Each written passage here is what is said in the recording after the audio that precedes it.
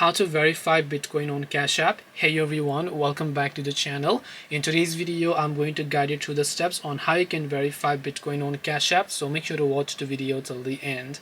Now, if you would like to verify Bitcoin on Cash App, all you have to do is go ahead and then first of all launch Cash App on your device. And once you launch Cash App, you will be able to see this type of interface over here. Now, you don't verify Bitcoin. If you want to verify Bitcoin, it's not called Bitcoin verification, but you have to actually verify your Cash App account. And when you verify your Cash App account, you will be able to automatically get and send and make Bitcoin transactions. So whenever you're on the home page, you will definitely find this Bitcoin toggle here. So make sure to tap on that. Whenever you try to buy Bitcoin, you can see it will ask me to enter the dollars worth of Bitcoin I want to buy. I will select that. But first, I need to enter my phone number. If you haven't done so, I need to enter my legal details, which my legal documents. And once I have verified my Cash App account, I will be able to verify the Bitcoin automatically.